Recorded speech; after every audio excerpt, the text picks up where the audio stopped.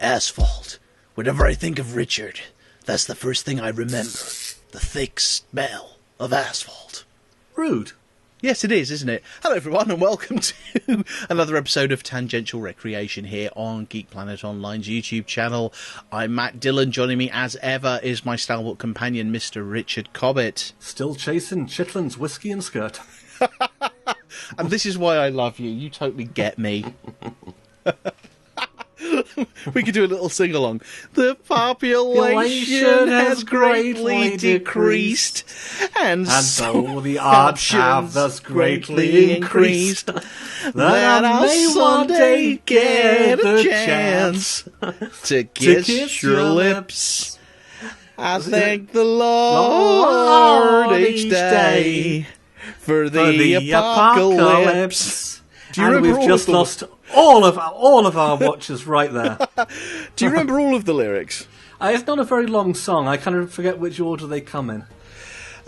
Folks are mostly disfigured or dead, but honey, sugar, I won't let it go to my head. My mama's face has dripped down into the dirt. Take it home. But I'm still chasing Chitlins, whiskey and skirt. And coming up next, the best of Conroy bumpers. Oh, hello everybody. We just created the worst thing on the internet. Okay, so this is Tangential Recreation and Singing Hour, apparently. The show in which Richard and I talk about a rambling variety of subjects, starting with last week's finishing subject and seeing where the whole thing ends up.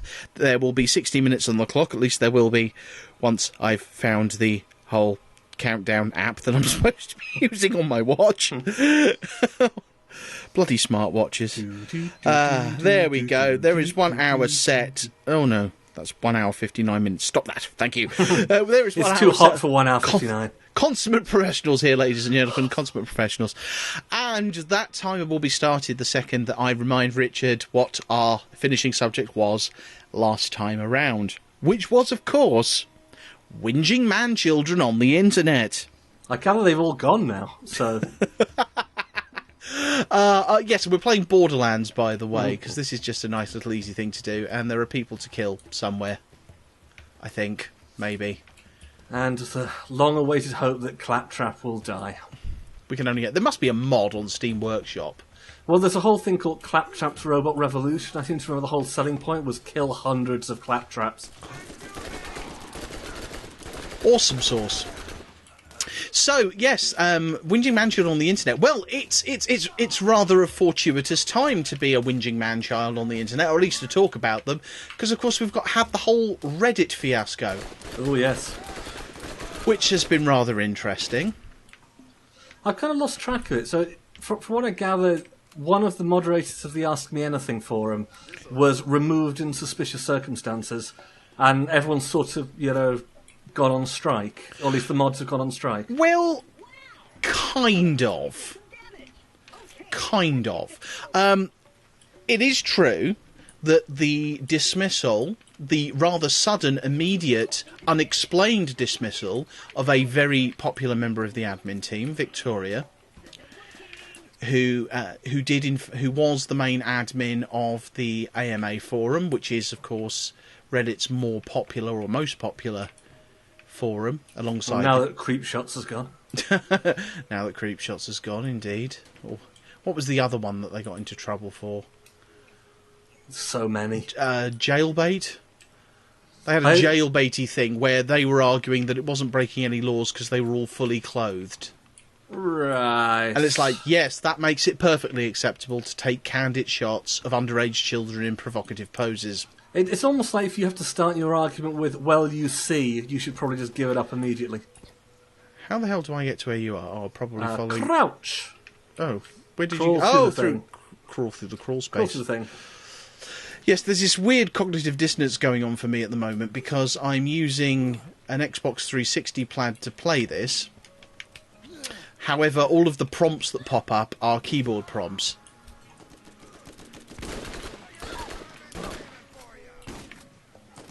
So, Yeah, so Victoria got fired. They still haven't disclosed why, which is kind of ironic. Yeah. Ask me anything except that. Except why we fired Victoria. And as soon as it happened,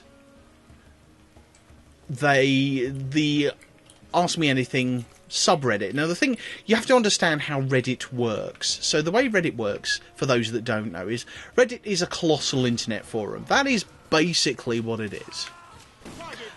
And it is the Slashdot that's not quite as obsessed with Linux. Yeah, I guess so. Or I think the metafilter that people actually still remember.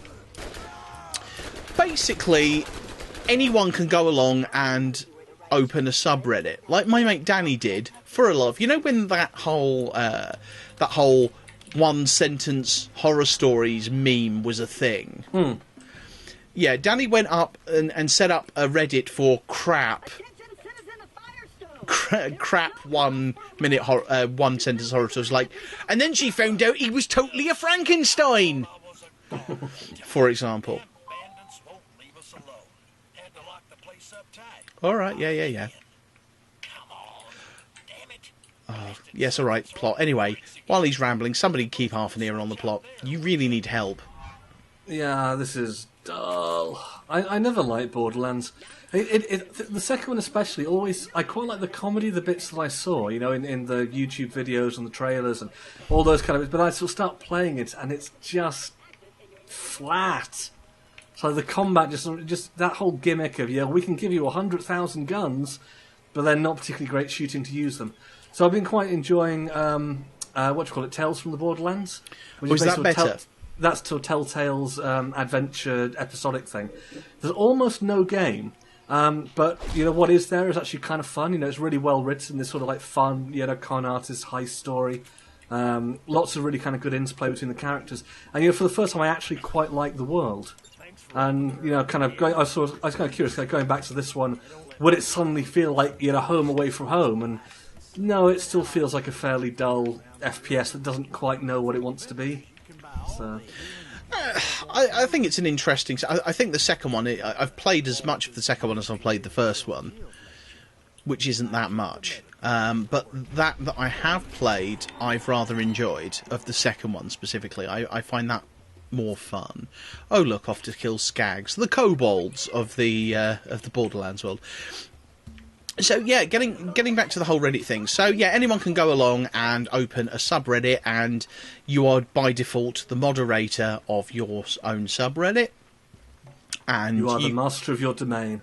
Well, you are actually, in that sense, and you can set up style sheets, and if you visit Reddit on a browser as opposed to a mobile app, like what I do, then you can actually see a variety of different style. Like the Fallout subreddit looks like a Vault-Tec thing, and the Pokemon subreddit looks like a Pokedex, and, you know, people do sort of... Okay, that was nice. Semi-interesting things. I was going to stare at just a dead claptrap. I'm going to shoot this man in the testicles.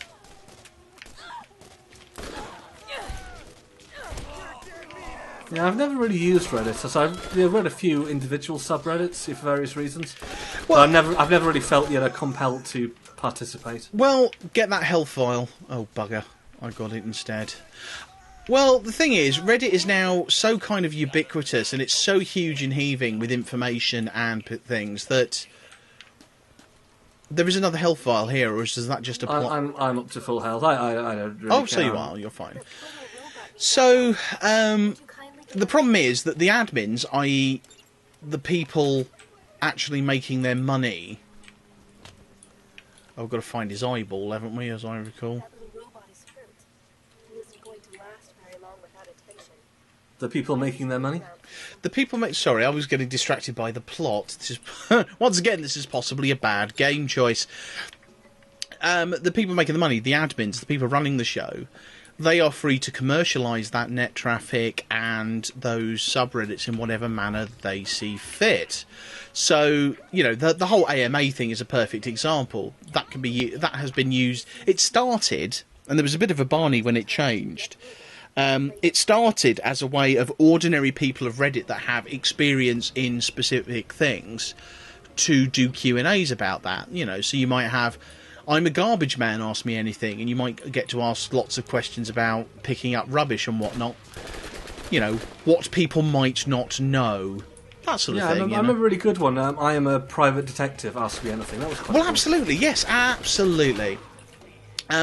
What happened instead later on was it got sort of corrupted into a marketing tool. I am a Hollywood agent pretending to be my client. Ask me anything.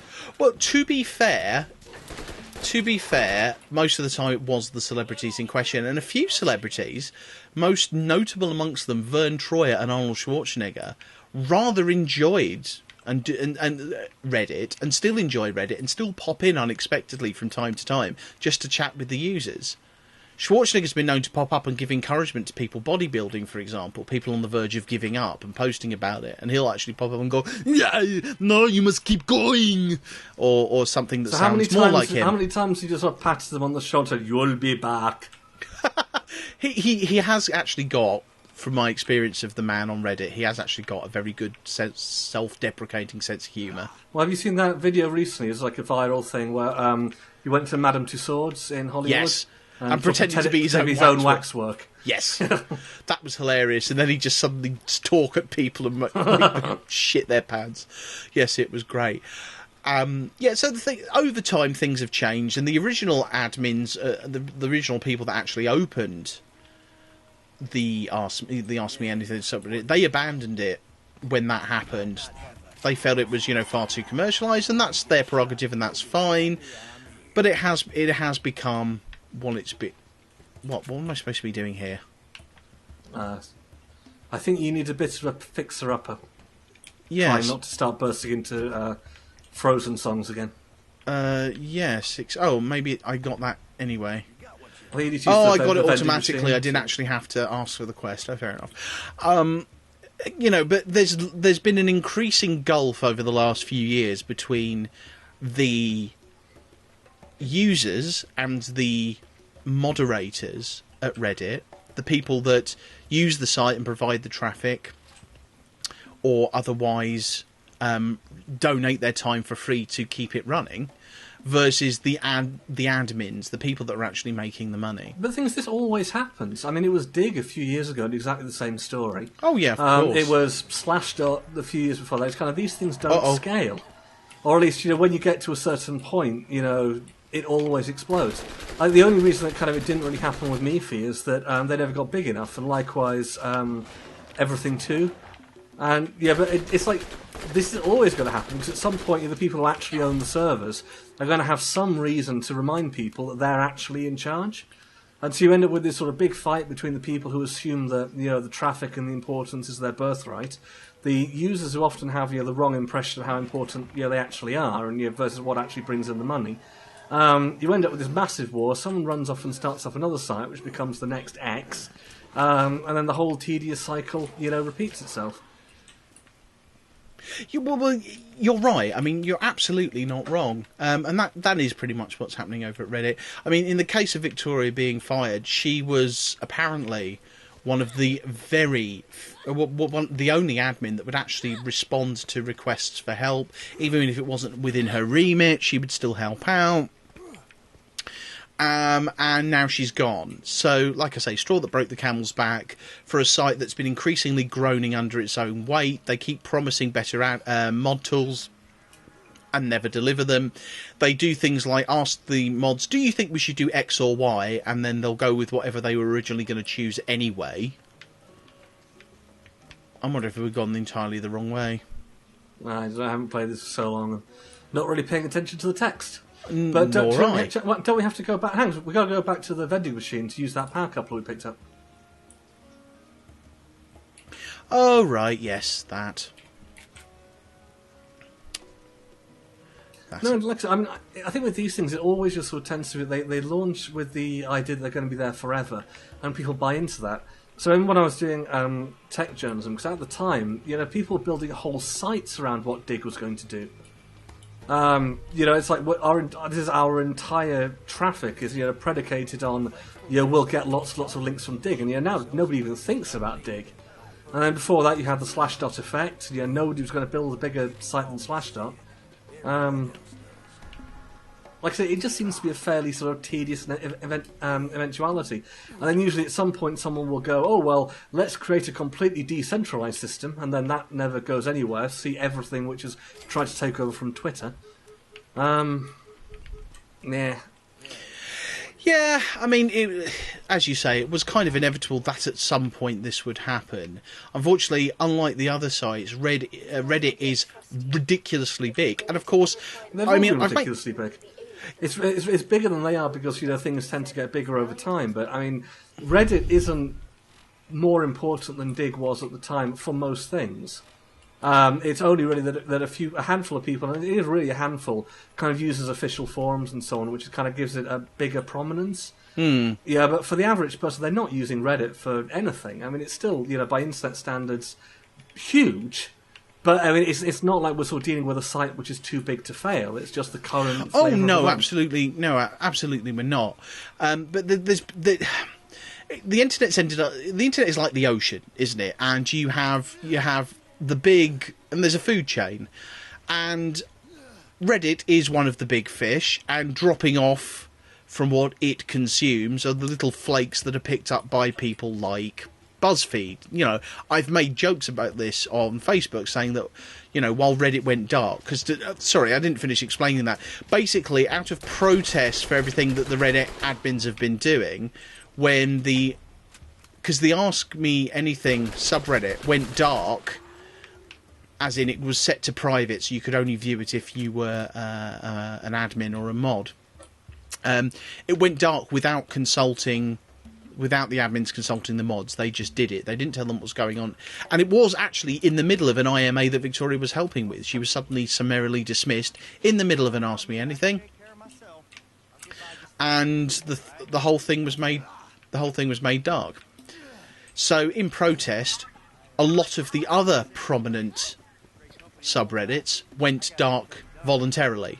They were basically saying, we'll fuck with your traffic, the thing you make money on, because without people being able to get in, you've got no traffic. Without traffic, you've got no money. Your move. Let's have some answers. The problem is, and this is that Reddit is big enough that their move is kind of irrelevant, and doing that will always primarily build bad sentiments amongst your own users, so most of these sites are either going to have switched off their kind of policy of switching off, or they'll do it very quickly, because otherwise they are nothing. Well, it was only a 24-hour thing. It was just a kind of show of force. Although some of the subreddits have remained dark, it must be said. But a lot of them are back up now. And, well, it is as you'd expect. It's the usual internet protest about the usual internet things.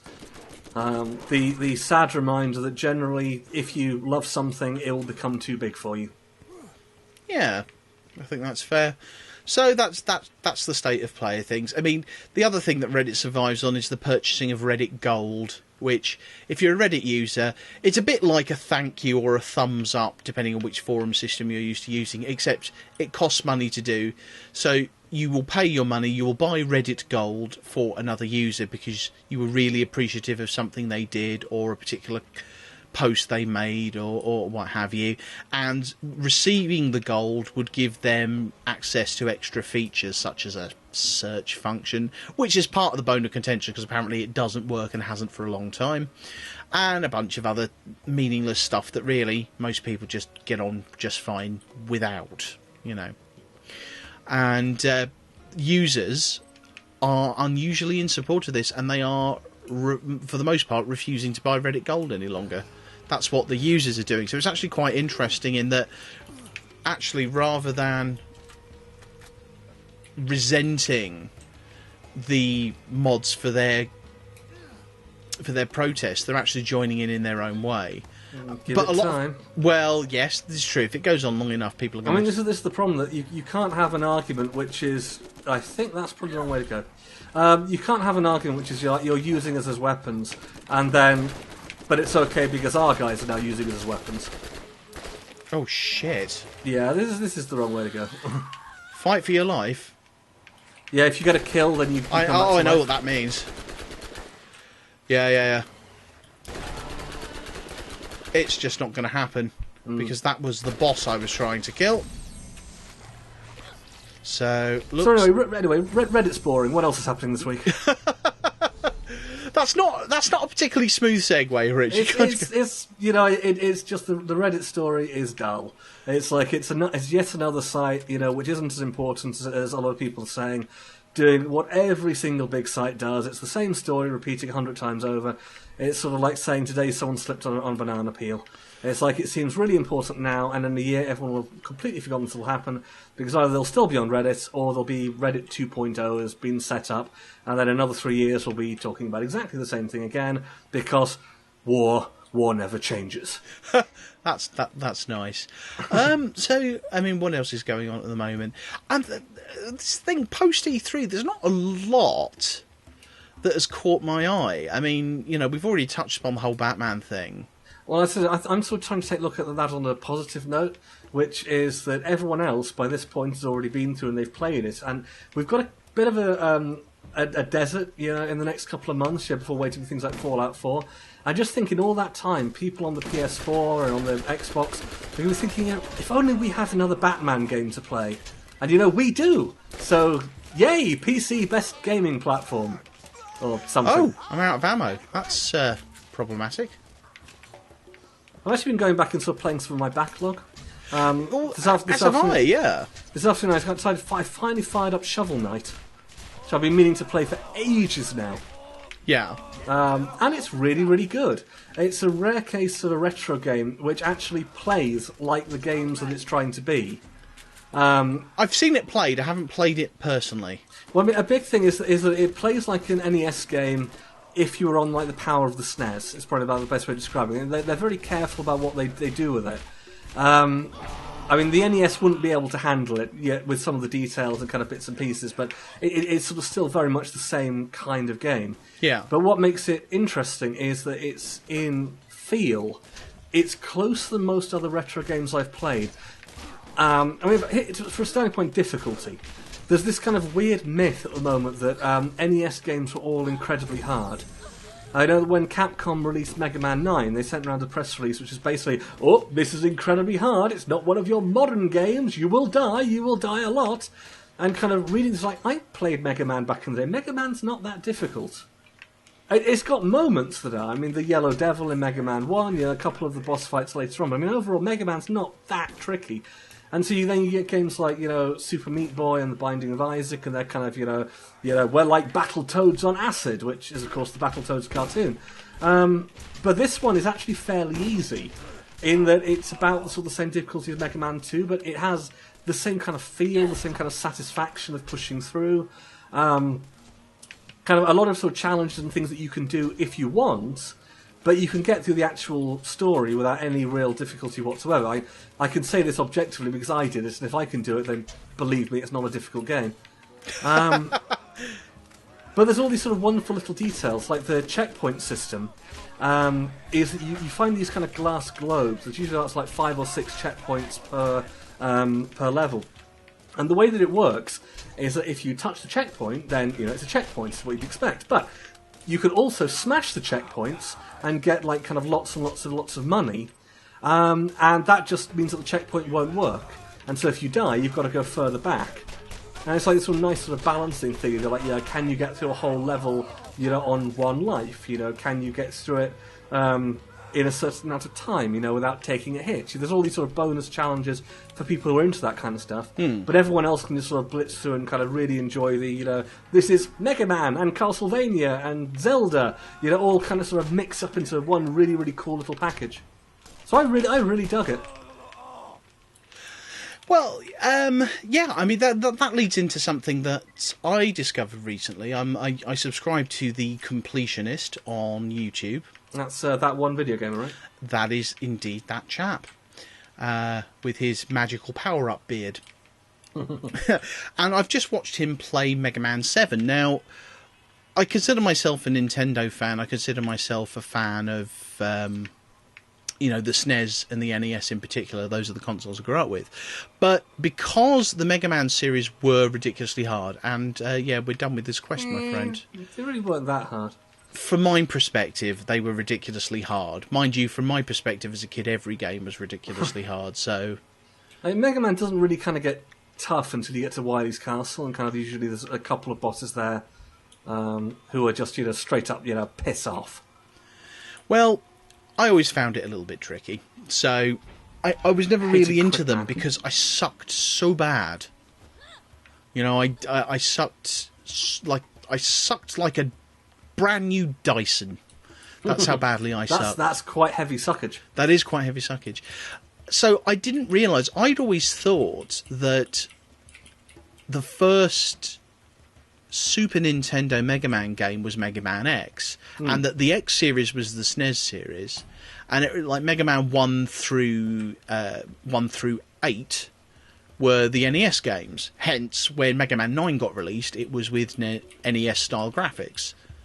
As it turns out, through watching the Completionist episode on Mega Man 7, no, Mega Man 6, up to Mega Man 6 was on the... 6 was the last NES one, yeah. And actually from 7 onwards, 7 was the first Mega Man game. Well, it came out after Mega Man X, but it was in development for only 3 months.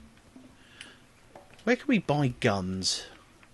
You tend to pick them up rather than buy them. But there's a vending machine where I can get ammo, isn't there? Or is that later? I don't honestly know. Because I haven't played much of this one. I thought the shop just kind of did everything, but apparently... No, it's just health packs. You can sell stuff there, though, to get rid of it. But I think it's the next town. The next town we visit, I think, has an ammo vending machine. Because I ran out of SMG ammo in the middle of that last little thing, and that was problematic, as I say. So it was watching play that. So it's clearly using the same engine as Mega Man X, and it's using these big, gorgeous 16-bit sprites that actually look like the Japanese cover art, finally. And if it was looking on the American cover art, that would be awesome and yet also terrible. Also terrifying. Yeah. So it was kind of a joy to watch that being played and to find out that exists. I don't think I've ever played 7. I've played all the others. Oh really? I haven't. Like the only Mega Man game I ever had any time for was Mega Man X. Well, 1 to 6 coming to Steam this summer.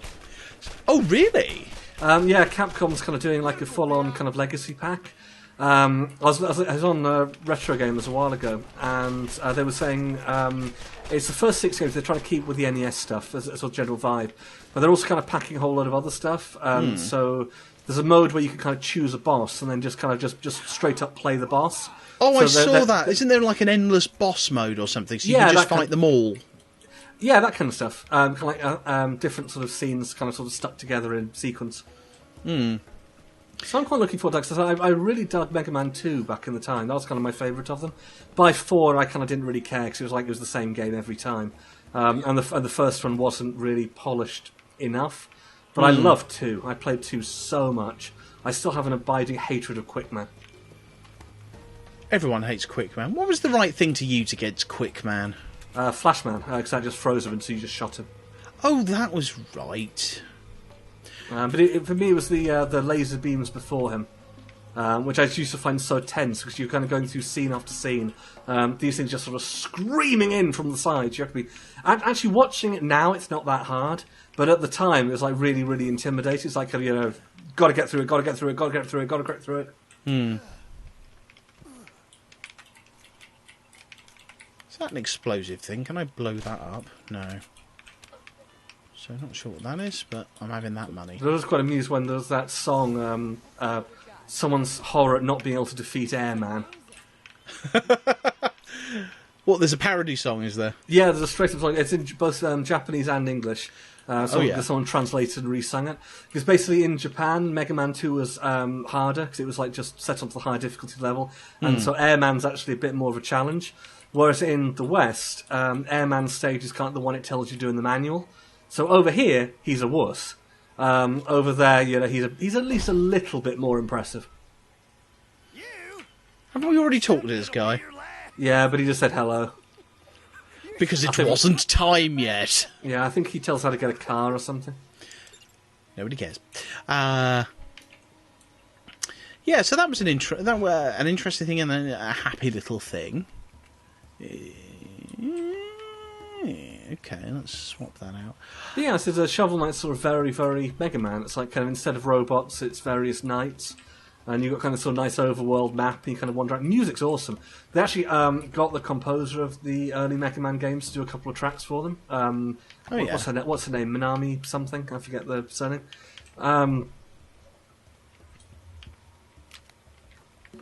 Oh, I don't know his name. See, if Kim was here, she'd know. Oh, it's a her, I think. Oh, or if Kim was here, she'd know. My Kim. There's what was it? But there was something Mega Man related. Yeah, I always kind of wanted to play the Legend games, and people keep telling me that Misadventures of Tron Bonne is sort of better than anyone gave it credit for at the time. Tron Bonne, she's an incidental character, isn't she? She's kind of like one of the villains in one of the other one, like a sort of member of a pirate family. And she got her own game, which is sort of like I think a bit like kind of mini games sort of stuck together, but more than that.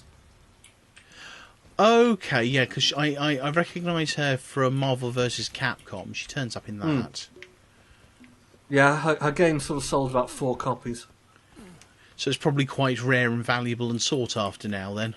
Well, it's probably quite rare. I'm not sure how sought after it is. But I think it's one of those games where there's some licensing issues, so they can't do anything with it if they want to. Skag whelp. That's an awesome insult. Unhand me, skag whelp.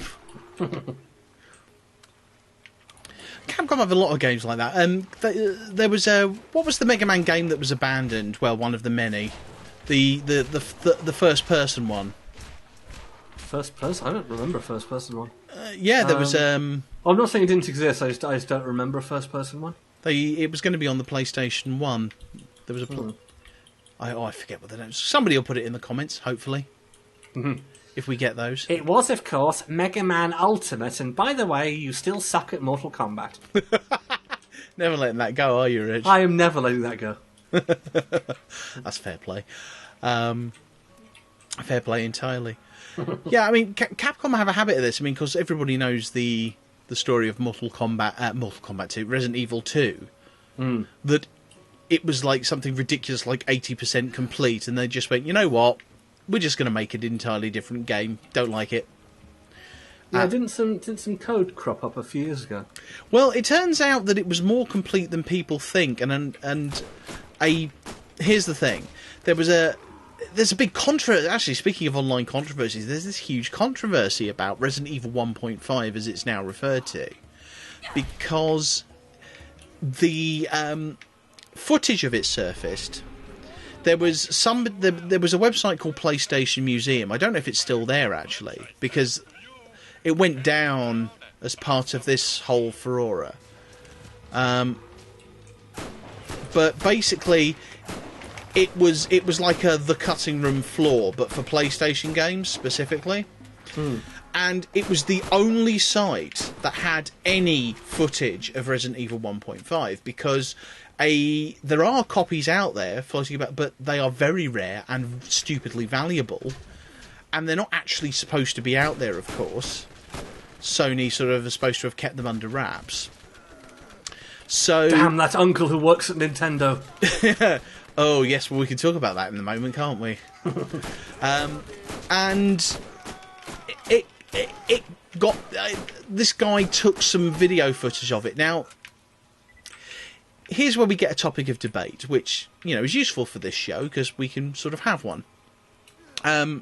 Which is, there are, amongst collectors, gamers, there are a lot of people that feel that if you have a rare game, you have an obligation to preserve it, as in to rip it and dump the ROM, because the ROM being out in the wild doesn't actually diminish the value of the actual object, because it doesn't, not really, not in any meaningful way, because the object is still that rare object, and it means that fan groups can find a way of making these abandoned games playable, as they did with, say, Star Fox 2. And the owner of this took some video footage, which was posted to the PlayStation Museum, and then it was promptly revoked and then put back up, and this guy was refusing to make copies or release ROMs, and there was this whole furore, the whole "it belongs in a museum" crowd versus, you know what I mean? That's that sort of thing going on, and then it all sort of vanished, and it turned out that maybe the person that owned this was the actual owner of PlayStation Museum or somebody connected to him, and it was all a bit dodgy and yada yada yada. I forget the ins and outs of it, but all of a sudden this footage just disappeared. It was no longer available. So it's a bit odd. And also, I mean, part of the problem was this footage was recorded and then uploaded at a time when, in kind of the pre-broadband days, so it was quite grainy, low quality. But it was genuine. But unfortunately, it's never been resampled, higher res footage has never been taken, and now this one confirmed copy that surfaced in the wild may have vanished, and it's all a bit odd. That was the last time I checked, which was a couple of years ago, so things may have moved on since then. But yeah, within sort of gaming historian circles, shall we say, it's all a bit controversial. What have you done? Are you getting into trouble somewhere? No, I'm just sending the quest after getting the grenade. Oh, I'm getting shot at. Who's shooting at me? Someone's shooting at me. I'll have you, Longshanks. Oh, it's that guy. Have a shot in the bollocks. There we go. Goodbye. Thank you for playing. Oh, there you are. So yeah, you say. Yeah, so I mean that was the Resident Evil 2 thing, but Star Fox is a great example as well. That was Nintendo had that something ridiculous like 95% complete, and then decided to scrap it. In this case, it wasn't that they weren't satisfied with it. I mean, one would argue Capcom has every right to say, you know what, we're not happy with this product that's been made. We can actually afford to start again from scratch and make something that's made perhaps more in keeping with what we actually want to happen. So blah blah blah, we're Capcom, we can do what the fuck we like. One might argue they've got every right to do that. I'd certainly argue that. It's, you can't say you're quite happy with Mass Effect 3 being delayed because BioWare said it'll be done when it's done. And likewise with Half-Life 2 and Half-Life 2 Episode 1 and so on. You can't applaud some publishers and developers by refusing to release an unfinished game. Well, I think it's kind of... and then condemn them for that. I think a lot of times it's like timing, which is, if you say Resident Evil 2, I wouldn't have any time for Capcom says, we've canned the game, and then a week later someone sort of turns up and says, well, I hacked their server and here it is, so you can play it. But I think when you sort of like 5-10 years later, when it is only for historical interest, I can like that stuff being available. Like I said before, something which I would love to see is the versions of Duke Nukem Forever that we didn't see, because obviously the final game was an absolute pile. But but kind of the previous builds, kind of where they were going with it, how far in development it actually was. I think that would be fascinating to know. And I think with something like kind of Star Fox 2, when it's a complete game, I don't know. I don't think it harms Nintendo for that to be in the wild in any way. Well, here's the interesting thing. So sometimes with games, because we've got two issues here to discuss, really, haven't we? The first issue is the one that we've just sort of touched upon, which is, do they have, should they be pulling these things? And if they do pull them, should they be clamping down on them? My argument for that one is I think they have absolute right to do so. I wish they wouldn't. Yeah, absolutely. I think the second issue is, if you are somebody that comes into possession of something like this, specifically software, it's a little bit different when we get to hardware, and of course we've got that to discuss, haven't we? Yeah, the PlayStation... The Nintendo PlayStation. Does, when it comes to that software, is it fair to suggest that collectors or people that might discover that those things, have a duty to make sure they're out there in the wild for historical curiosity and for the enjoyment of others. Again, I just sort of stand on. I don't think they have a moral duty, but I like it when they do.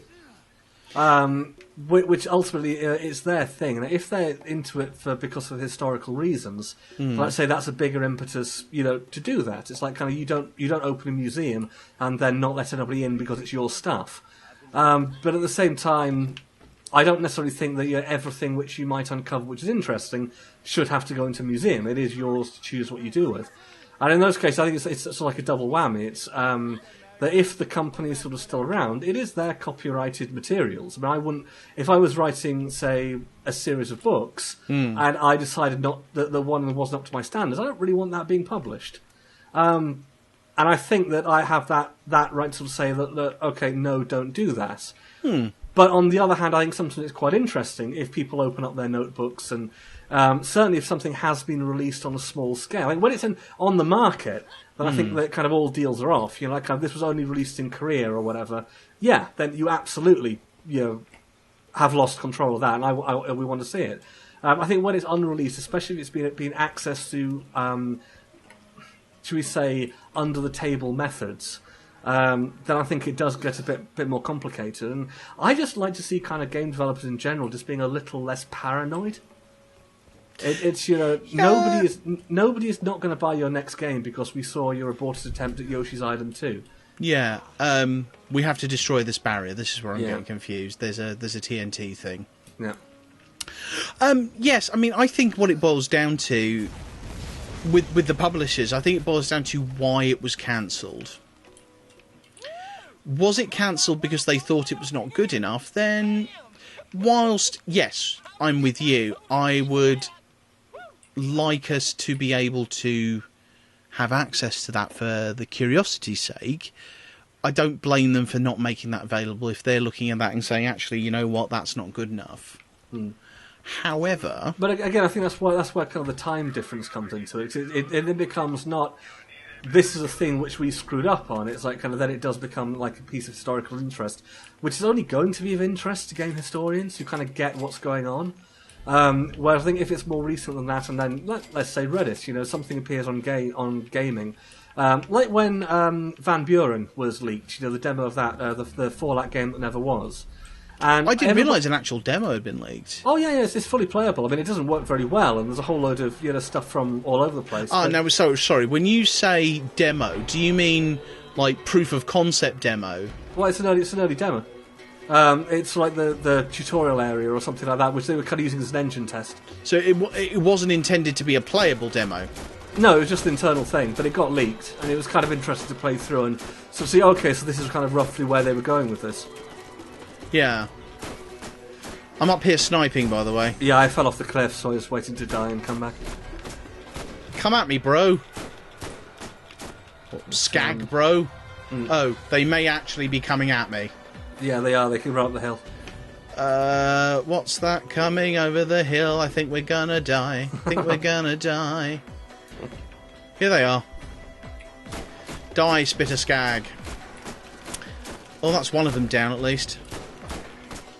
So, yeah, but if it was cancelled, say, in Star Fox 2's case, which is, actually, we think this would distract from the N64 we're trying to sell because it's that good, which is ostensibly what happened. They're like, hang on, the 3D capabilities we've achieved with the SNES actually makes the N64 look a bit shit. Maybe people won't upgrade if they can still get stuff like this with their SNES. We just won't release it. Now that, I think, is actually shameful. Number one, players should be given, we shouldn't be second-guessed like that. Well, that's happened all the time. I mean, I think it was one of Rare's games, so I'm going to get the one wrong. But one of their isometric games, basically, they finished it. Was it Night Law? It might have been one of the other ones. Anyway, it was one of their games. They made it, and then they realised that it was so in advance of everything that anybody else was doing, they basically shelved it for a year so they could make other simpler games, which wouldn't then look bad in comparison. And then, like, a year later, they had this kind of thing which was still ready, so they gambled it was still going to look cool. And I mean, Nintendo's done that plenty of times, like kind of, Twilight Princess being saved for the Wii, the next Zelda game being saved for the Wii U. I mean, I'm fine with that, as a business decision. Oh, but I don't think that we have a right to any specific game. Well, the thing is, with Zelda was that it did get a release just on the next platform, and then it did actually get released on the GameCube. So Twilight Princess did get released in limited quantities. It was out there.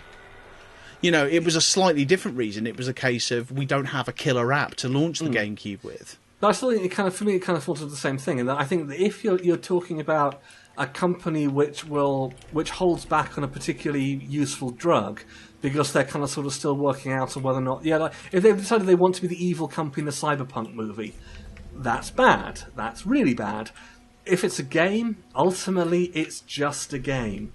And I think that while I don't necessarily agree with that being the case, and I generally like to see this anyway, I do think that kind of falls onto the heading of, you've put the money into this, it's your decision if you want to sit on it. Okay. Now, and I think that's sort of separate from the historical thing that a few years later we play it, and we might kind of go, what the hell were they thinking? Or, oh, if only they hadn't done this.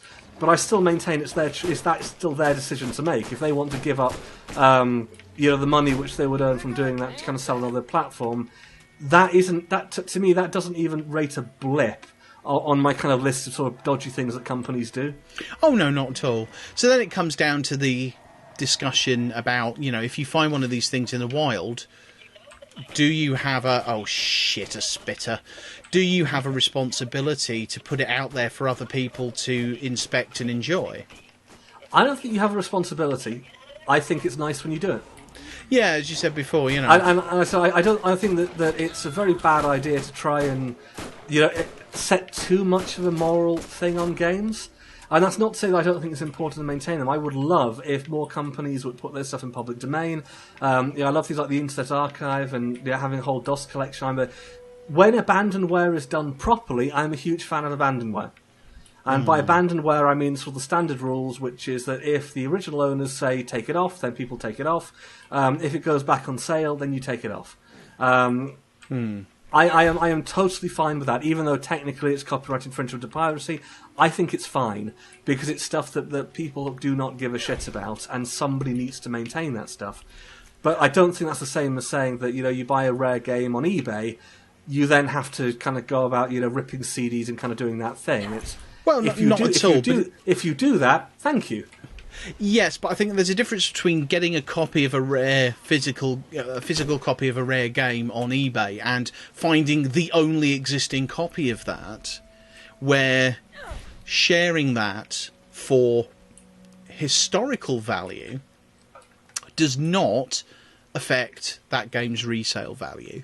In fact, if anything, it might increase it, because what we found, as with Star Fox 2, is that if you put it out there, members of the community will patch it to make it playable.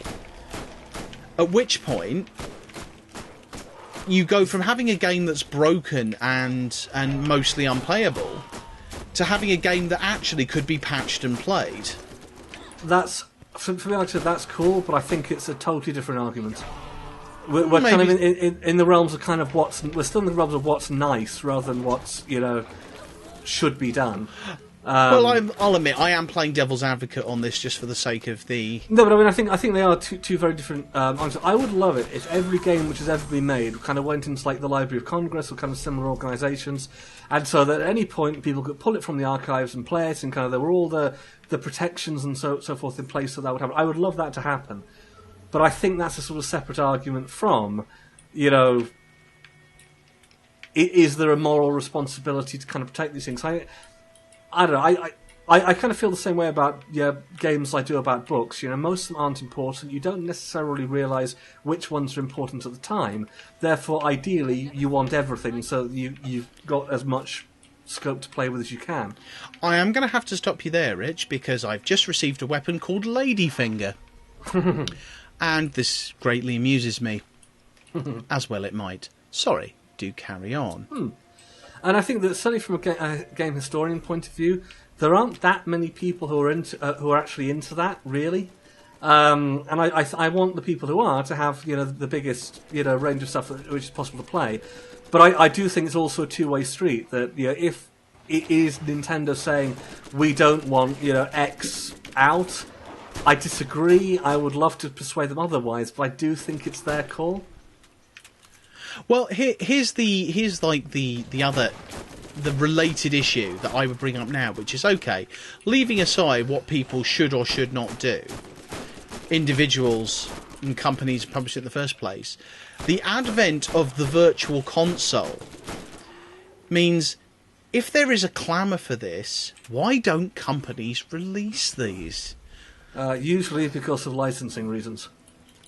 Because everything for the last sort of 15 years has been stuffed full of middleware. And so quite often they'll be paying percentages on things to various companies. They'd have contracts signed which no one can remember anymore. Usually nobody actually knows who owns them. I mean, this is a thing which happened with No One Lives Forever, that everybody involved in No One Lives Forever desperately wants to re-release it. Night Dive Studios kind of went to a whole ton of work to make that happen, and basically the rights are shared between at least 3 different companies. Nobody knows which of them actually has it, and so some of them aren't prepared to look, others aren't prepared to kind of risk being wrong and getting sued by someone else, others just aren't interested. I mean, System Shock, I think it was System Shock 2, it was certainly a game like it. The reason that it didn't get a re-release is because the rights had been sold to something like an insurance company. It just ended up in the hands of this company who didn't have any interest in doing anything with them, because they just don't do game stuff. They just ended up with the rights as part of something else. And it was only after many, many years of chasing and going after them, they was like, oh yeah, okay, you can put it on Steam, whatever, give us our cut. It's a strange thing though, because you would think that it would be worth, in the case of something like Star Fox 2, for example, coming back to that as an example, you think it would be worth them paying out for the licensing again, knowing that it would make money. It would make that money back. I'm sure if you took that game or even if you took that game as a base thing and just remade it for the 3DS. Maybe, but I mean, it's sort of hard to tell without sort of seeing the inside. I mean, usually there are reasons why this stuff doesn't happen, and typically it's something really annoying. It can be as simple as, they don't own the rights to the translation anymore. It can be, a piece of middleware. It can be a particular company no longer exists, so no one knows who to give the cash to. I mean, obviously that's not saying that with Star Fox 2 specifically, but it's like that thing earlier on when I sort of said that it'd be really cool to see all of the different versions of Duke Nukem Forever that exist over the time, and you just know that the licensing is just never going to allow that. We're shooting midgets. What's going on there?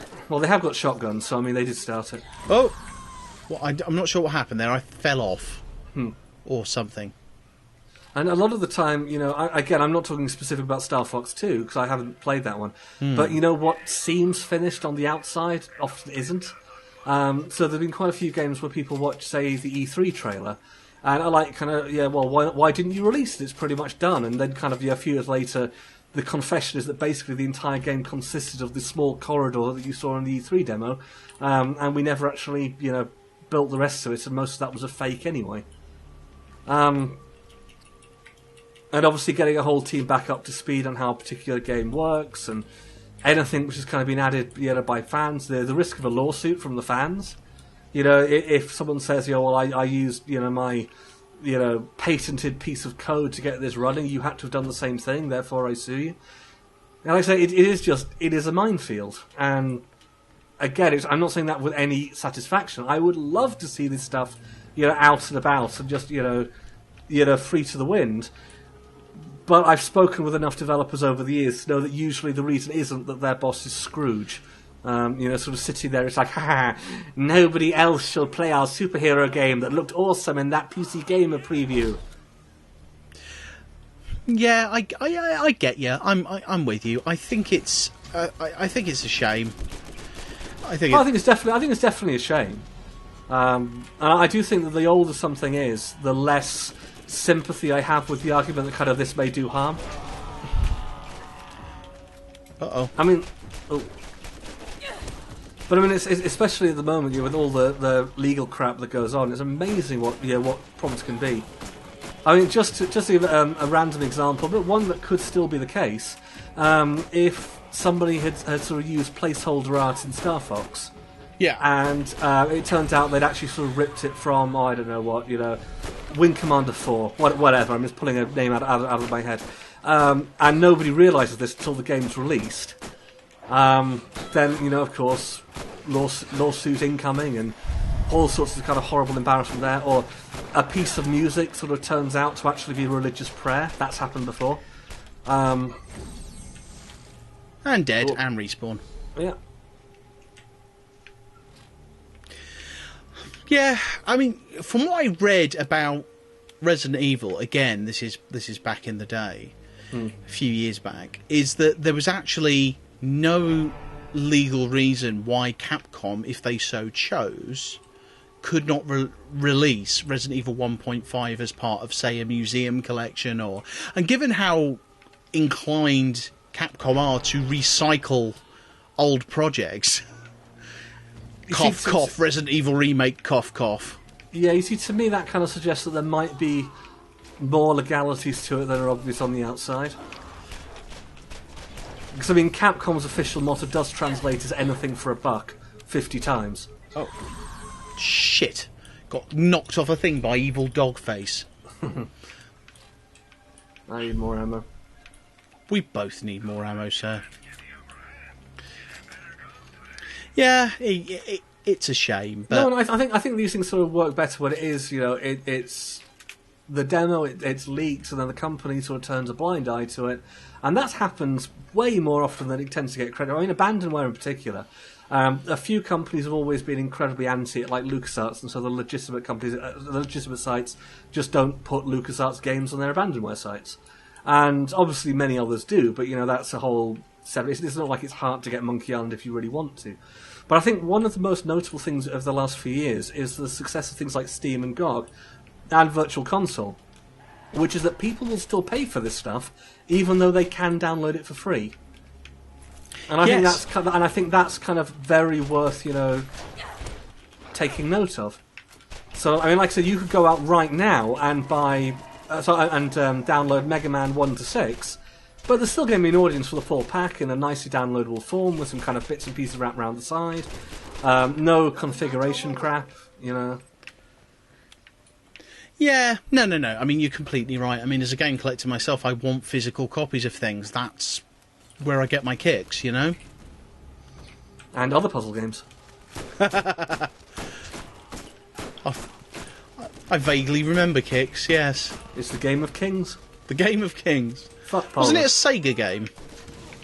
That's Clax, I think. Oh, that's Clax. What was Kicks? Kicks is the one where you've got kind of the thing bouncing around the screen. You've got to kind of carve out bits of the screen with your little dot.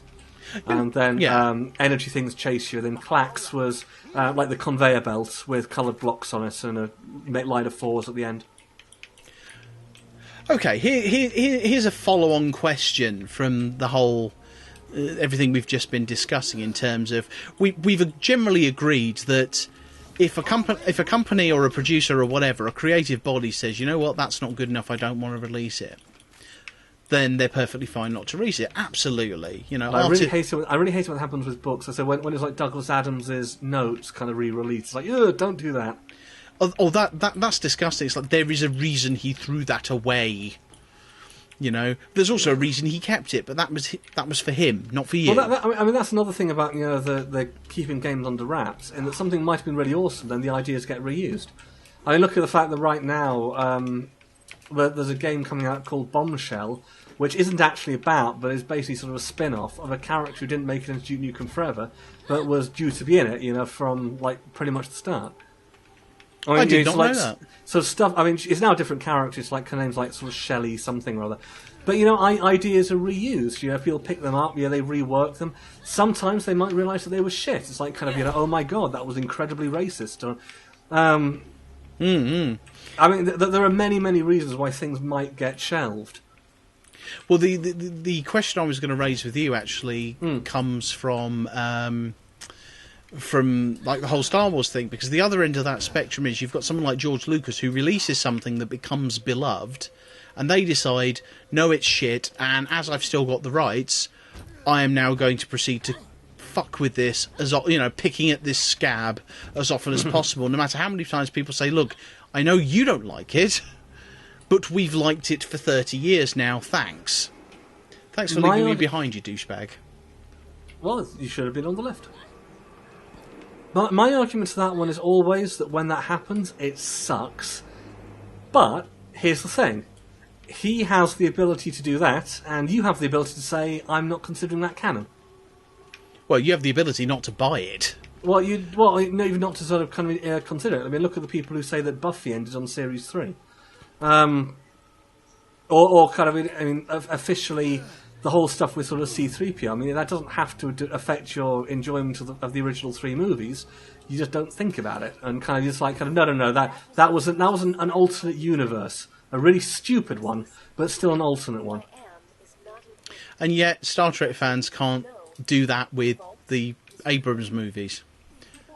Yeah, even though they are very much literally an alternate universe, where the universe that you like is still ticking along kind of elsewhere, and they're still writing stories about it, I believe. There's a whole many book series. I've got a couple of friends that have just kind of drawn the line with them after Into Darkness, and that's fine. And the thing is, I respect them because they don't take any issue with anybody else enjoying them. They're just quietly not going to partake of them any longer. This is exactly how everyone should be, unless, of course, it's Myst, because Myst is terrible, and the world must know. And we've just lost Kim. I got told off for slagging off Myst. Look, all I'm saying, if I was on a desert island, I had nothing but a copy of the Myst series, I would slash my wrists with one of the CDs. Probably Riven. I like that you've thought this through. Well, you've got to advance prepare for all this stuff. Die, skag whelp. Oh, there's too many whelps. Too many whelps, Rich. Too many whelps. Well, never mind. Well, I don't know. It's like if you take something like Star Wars, though, I mean, the canon is already so messy anyway. So it's like, not. I think canon can be useful in small quantities. Well, it's more that, do you count the expanded universe as part of it? But the minute that canon stops you telling interesting stories, it needs to be thrown away. It's always quite funny when people argue... time, I'm afraid. I was just jumping quickly. It's always quite funny to me when people argue about the Doctor Who canon.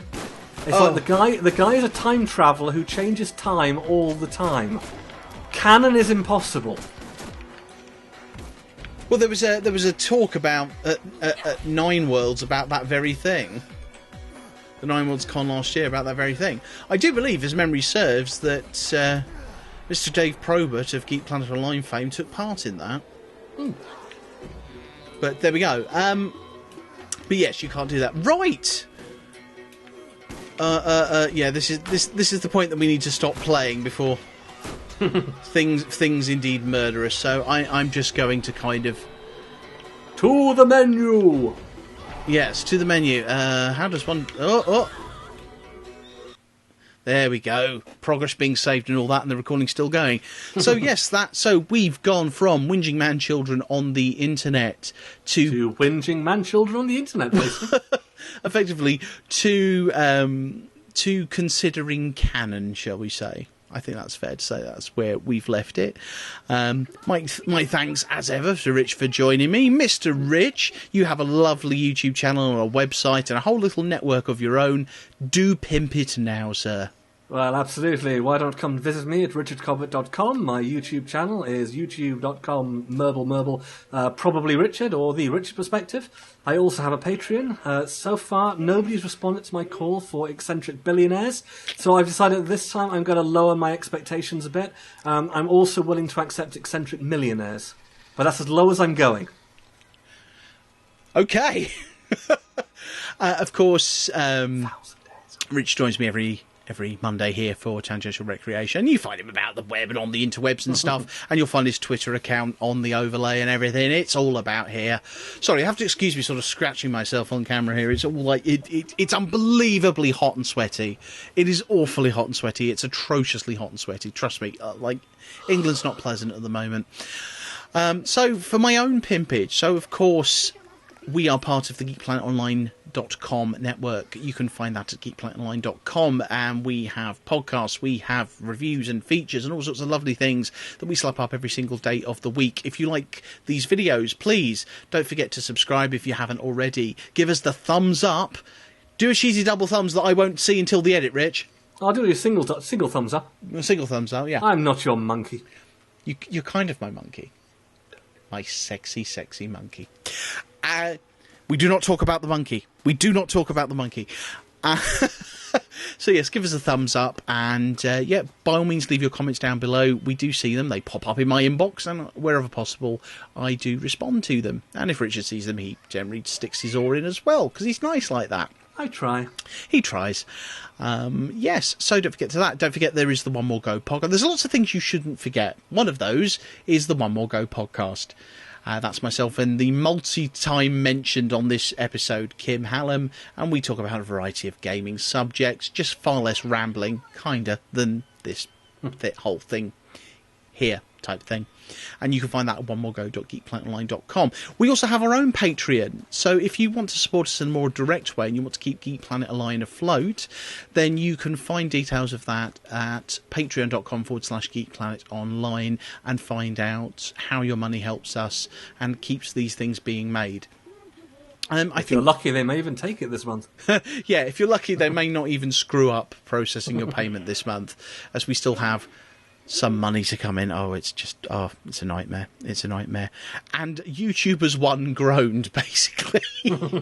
Basically at the moment. And finally, just a little bit of self-pimpage. We have a new podcast over at geekplanetonline.com. We are very proud to announce, if you're a fan of Doctor Who or comics, we are now hosting Paul Cornell's podcast. It's a Geek Planet Online co-production. It's actually produced by the aforementioned Mr. Dave Probert, and a very fine job he's done too. And in every episode, Mr. Paul Cornell calls upon various contacts from the worlds of television, and indeed Doctor Who, comic books and writing in books, to discuss whatever's on their minds at the moment, normally related stuff that's going on in the media. It's Matt can't speak again. It's highly relaxed, it's highly interesting, and if you've ever seen Paul host a talk or a panel at a con, you know exactly what kind of chat to expect. It's absolutely glorious stuff. So you can find that over at cornellcollective.geekplanetonline.com. It is a 100% free download, as is everything we do here at Geek Planet Online. Right, I've said my name, my friends' names, and the names of my website long enough. Thank you very much for watching, and until next time, this is One More Go reminding you that games are for everybody, so spread that love. Catch you later. Bye-bye. Bye.